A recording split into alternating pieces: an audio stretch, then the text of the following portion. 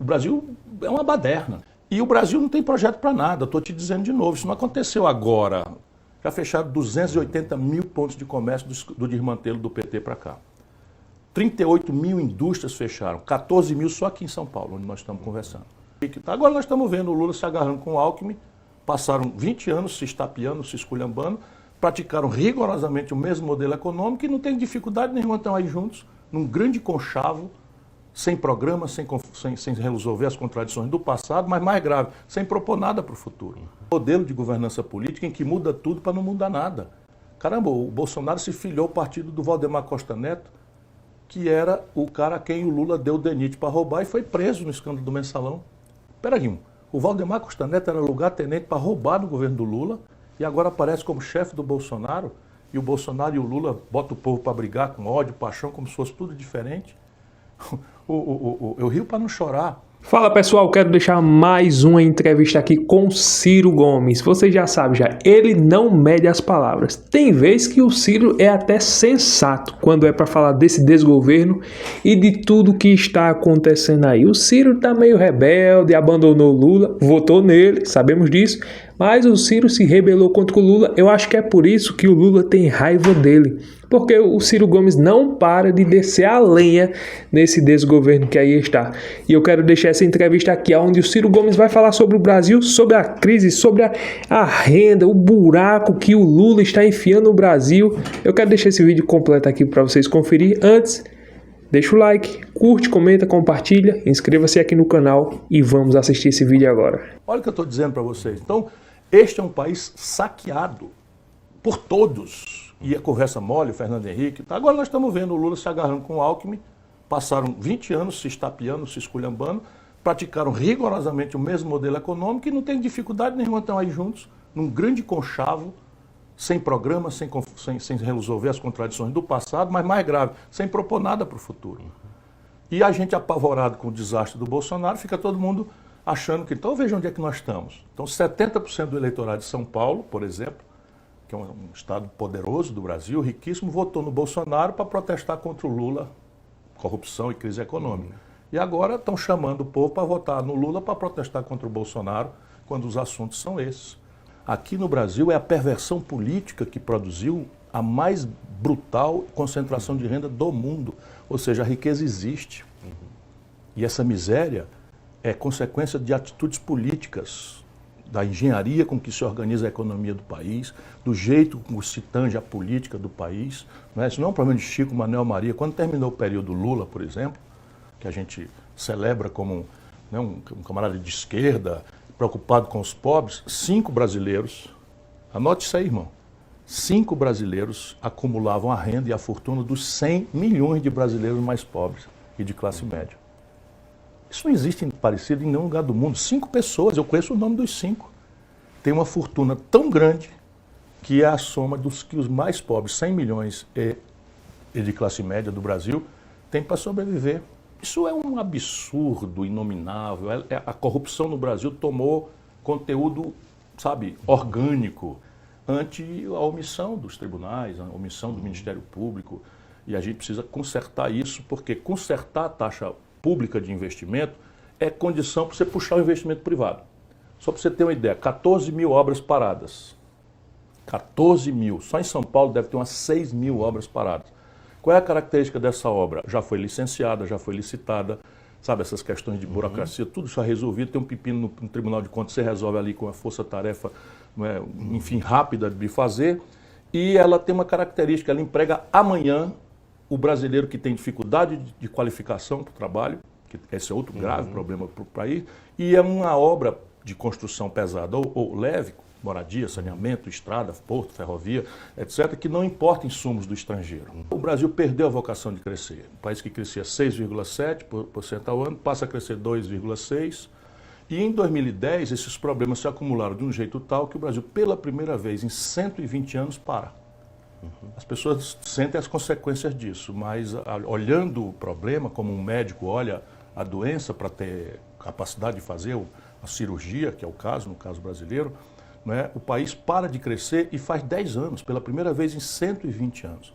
Só para você ter uma ideia, nasceram 20 milhões de pessoas. São bocas para alimentar, são crianças para ter atenção materno-infantil, são mães para serem apoiadas com a creche, são estudantes que precisam se preparar para a vida e para o trabalho, são trabalhadores que precisam de vagas. E um país que não cresce, o bolo vai diminuindo. E nós, então, estamos vendo hoje 70% da força de trabalho do Brasil, isso não é brinquedo, não. 7 em cada 10 brasileiros estão ou abertamente desempregados ou trabalhando na mais selvagem precarização. O que é a selvagem precarização? A jornada de trabalho média dessa gente, a maioria esmagadora, é de 70 horas semanais, contra uma semana legal de 44 horas semanais. A renda média é de R$ 1.800, mas não tem férias, nem 13º, nem licença maternidade, nem licença paternidade. Agora, hoje tem muita gente desanimando, especialmente os jovens brasileiros, esmagados por uma crise, pela falta de oportunidades, sonha em ir embora do Brasil porque parece ser um país que não tem vocação nenhuma para a justiça, nem vocação nenhuma para oportunizar uma vida melhor, digna para a maioria das pessoas. Pelo contrário, a vida está se deteriorando no Brasil de uma forma inédita. E eu digo isso porque eu sou um estudioso, um amante, apaixonado do nosso país. Nós crescemos em metade de um século, mais de 6,5% ao ano. Isso não tem esse prodígio na história de nenhuma nação do mundo. E ainda há uma ilusão de que estão levando alguma coisa para casa. Mas eu estou preocupado, como os homens de Estado devem estar, quando essa gente envelhecer. O tempo chega para todos nós, e a doença e a incapacidade de trabalhar. Nós estamos falando de 80 milhões de pessoas cuja velhice não será coberta por nenhuma previdência, porque estão banidos. Então, esse é o tamanho da tragédia brasileira e que eu quero ajudar a construir uma solução. O jovem brasileiro das periferias, hoje, ou vai ser morto pela polícia, ou vai ser cooptado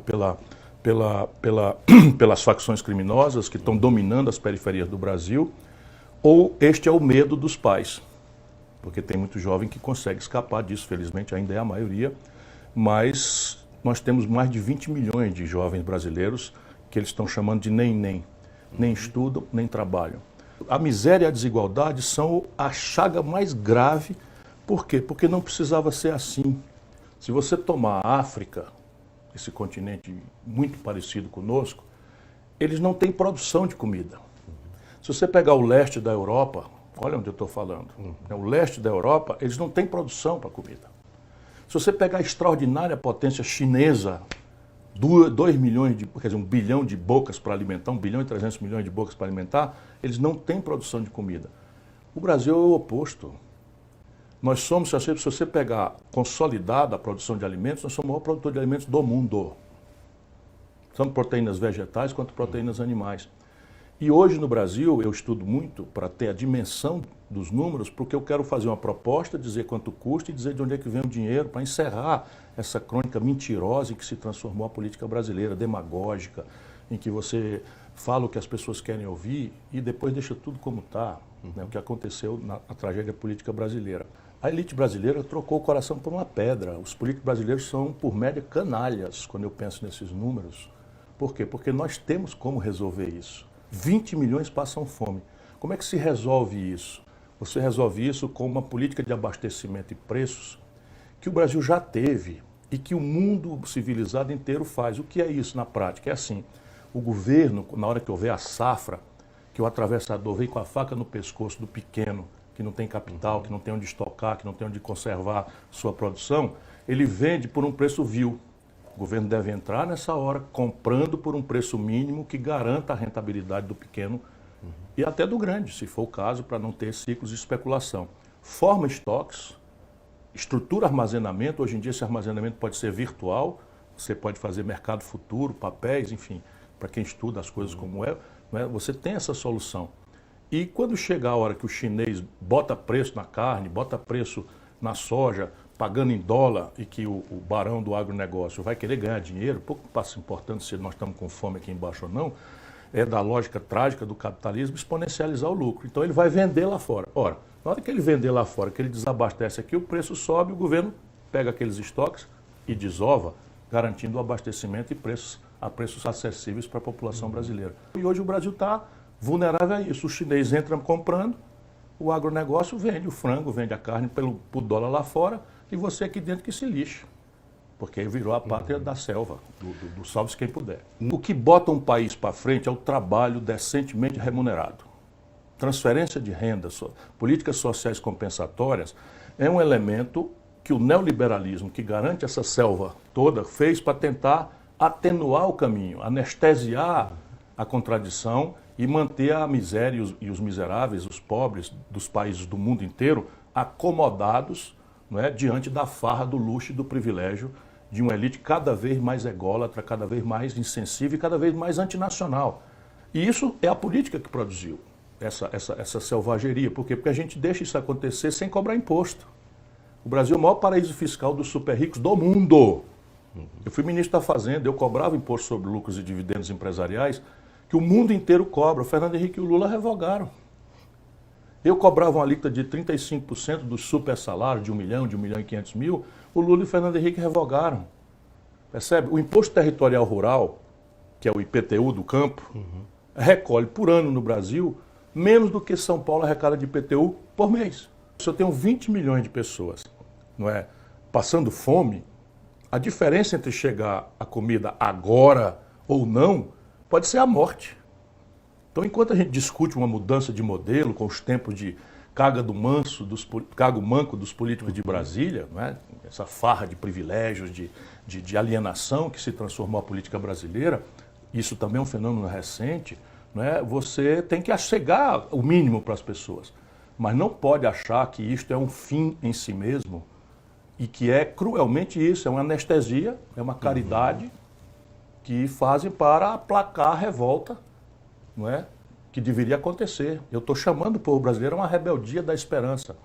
Não é uma rebeldia violenta, é uma rebeldia com causa, uma rebeldia com o diagnóstico correto dos problemas, para a gente experimentar uma mudança de um modelo econômico que é o mesmo há 30 anos e de um modelo de governança política em que muda tudo para não mudar nada. Caramba, o Bolsonaro se filiou ao partido do Valdemar Costa Neto, que era o cara a quem o Lula deu o DENIT para roubar e foi preso no escândalo do Mensalão.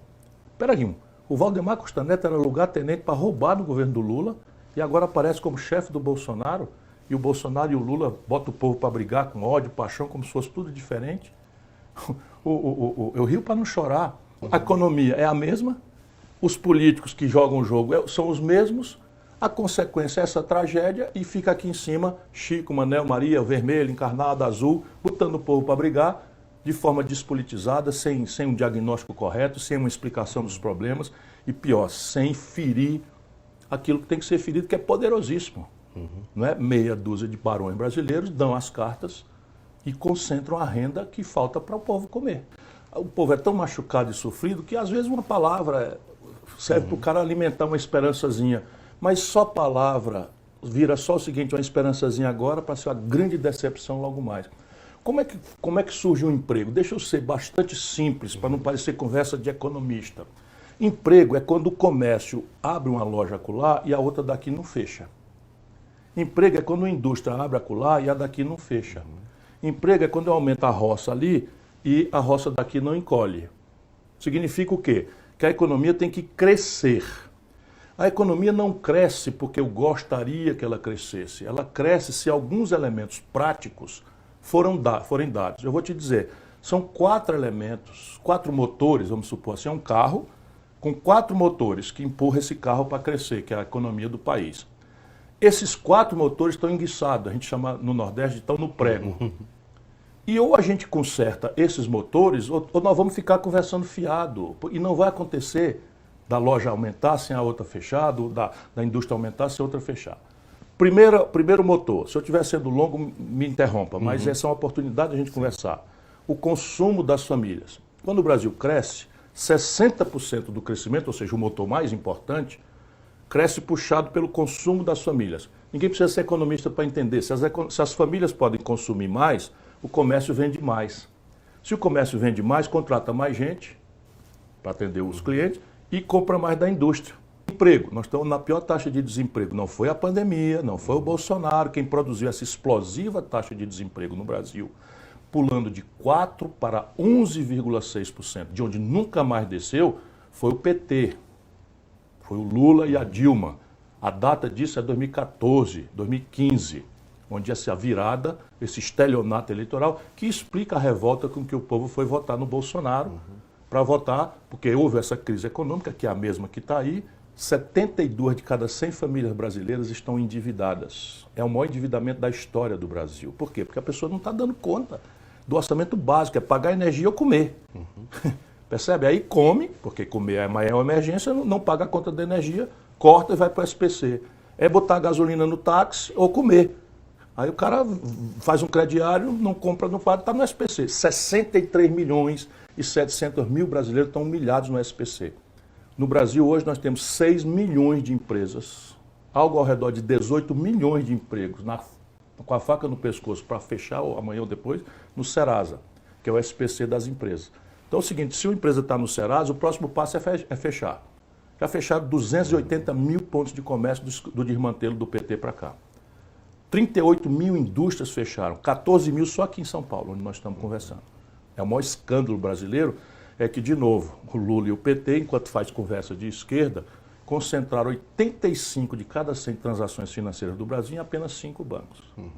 Só para o brasileiro ter ideia, nos Estados Unidos, 5 mil bancos estão competindo. E o que é a competição entre 5 mil bancos? É baixar o juro e baixar a tarifa. No Brasil, esses 5 bancos se sentam e vão para o jantar em Fortaleza, num hotel para ninguém ver, e combinam.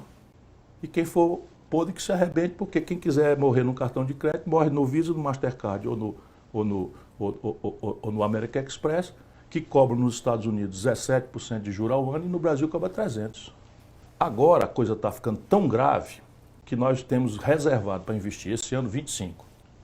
É o menor volume de investimento da história. Só para você ter uma ideia, São Paulo, que não está propriamente sadio financeiramente, tem algo ao redor de 20 bilhões para investir, igual à União Federal. O São Paulo tem que cuidar de um estado, a União Federal cuidar de tudo. Isso é a queda. O coice. Deixaram a corrupção, esse modelo de política suja que nós temos, que esses 25 bilhões, 18 fosse apropriado pelos deputados, que na melhor hipótese vão pegar esse dinheiro e pulverizar em 1000 coisinhas para fazer graça para os seus eleitores nas comunidades, e na pior hipótese, que é aquela que eu sei, vão roubar 40% disso, porque não tem controle de nada, numa tal de emenda do relator, que a nossa imprensa descuidada chama de orçamento secreto. Outro dia, já faz alguns anos, a China ganhou a competição, a concorrência para fornecer, eu rio para não chorar, para fornecer os uniformes do Exército Brasileiro. Olha aqui.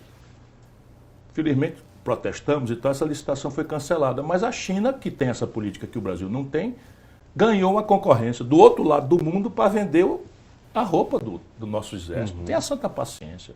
Quando você olha os artefatos, mísseis, bala, armas, etc., bilhões de dólares exportados, quer dizer, comprados de fora, gerando emprego lá fora. Complexo industrial do agronegócio. O único elemento objetivo que estava lá é que a Rússia comprou uma fábrica de fertilizante no Brasil, o Brasil virou importador de 100% dos fertilizantes defensivos agrícolas que nós usamos são comprados do estrangeiro. Isso faz sentido isso? Todos os princípios ativos estão sobrando na natureza generosa que Deus nos deu, potássio, nitratos, etc. Tudo tem na natureza brasileira, na Ucrânia, passou de $100 o barril. Petrobras vai meter isso no lombo do taxista brasileiro, da dona de casa que compra gás, e vai distribuir, como fez agora, semana passada, 100 bilhões de reais de lucro exorbitante para acionistas minoritários, que são barões brasileiros e estrangeiros, a quem o senhor Lula e o senhor Fernando Henrique entregaram o capital não votante da Petrobras. Se você quiser aprender a fazer de 2 a 5 mil, clica no link que está no primeiro comentário fixado. Lá tem uma aula totalmente gratuita te ensinando passo a passo para você aprender na sua casa, usando o seu celular, a aprender a fazer renda aqui na internet. Não é jogo, não é tigrinho, não é enrolação, não é investimento de dinheiro, nada disso. É um conteúdo passo a passo que vai te ensinar como você, usando o seu celular, como sair do zero e faturar aqui na internet, pelo menos mensalmente, de 2 a 5 mil. Clica no link que está no primeiro comentário fixado e aqui na descrição também. Pessoal, Ciro Gomes é sensacional. Não voto nele, ele é de esquerda, já sabemos disso, mas o que ele fala, às vezes, tem sensatez. Pode ser que seja apenas da boca para fora, pode ser que às vezes seja apenas com raiva, porque o Lula, já deixou ele de graça algumas vezes, o Lula não apoiou ele ficou meio desprezado pelo Lula. Eu acho que ele se revoltou. Mas o que eu acho interessante é que ele se revoltou contra o Lula, mas apoiou ele, infelizmente. E eu tenho certeza que se o Lula lançar sua candidatura outra vez, se ele não colocar o poste dele, Fernando Haddad, mas se o Lula vir outra vez contra o Bolsonaro, caso o Bolsonaro esteja elegível, tenho certeza, Lula vai apoiar de novo. Lula fala isso tudo. Eu gosto, sinceramente, eu gosto dessas críticas de Ciro. Ele não está sendo mentiroso, ele está sendo realista, está sendo verdadeiro, né? Então, contra isso eu não tenho o que dizer. Eu só tenho o que dizer contra a posição dele, a ideologia dele, a posição dele. Se ele fosse um centro-direita, eu tenho certeza que ele teria grandes chances disputando a presidência da República. Mas, como nós sabemos, ele é de esquerda, ele não vai abrir mão da sua ideologia, né? Sabemos muito bem disso. E está aí. O Lula, tenho certeza que com esse desgoverno, com esse desastre que está a economia, que eles estão vendendo, o Lula, o governo e a Globo, a grande mídia, estão vendendo de que o Brasil está caminhando e tal. Tem uns passapano, tem uns puxadinhos. O Lula já está querendo colocar a culpa do INSS em Bolsonaro. Mas nós sabemos claramente quem é o culpado. Ninguém é inocente, ninguém é besta. Esse, eu acho, na minha opinião, que é um dos maiores escândalos de corrupção que está acontecendo aqui no Brasil.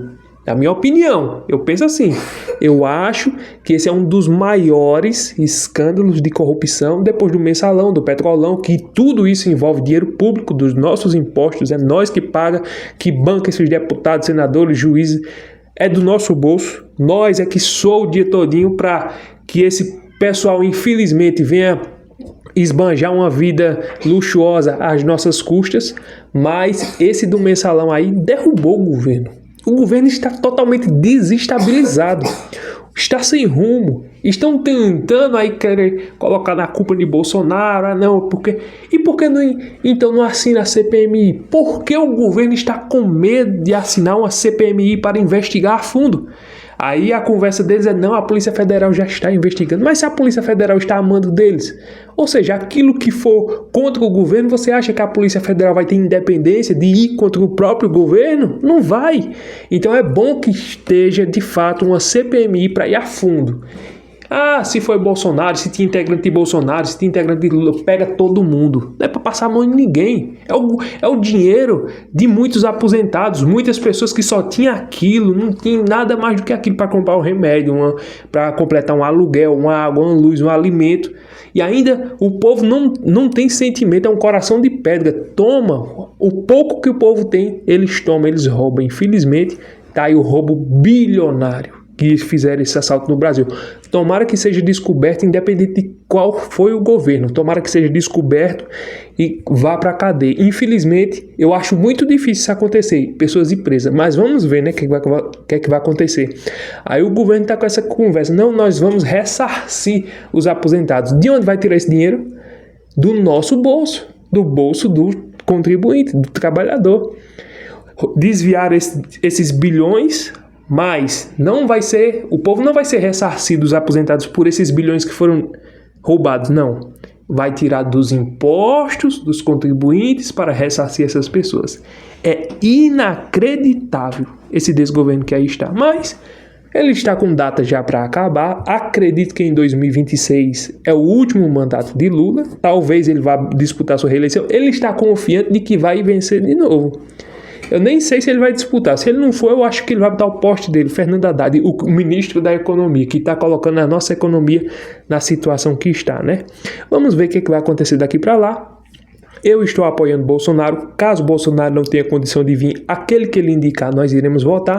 Mas também tem outros candidatos aí que já lançaram, Ronaldo Caiado, e tem outro aí, tem o Romeu Zema, que eu acho que só vai apoiar e não vai lançar sua candidatura.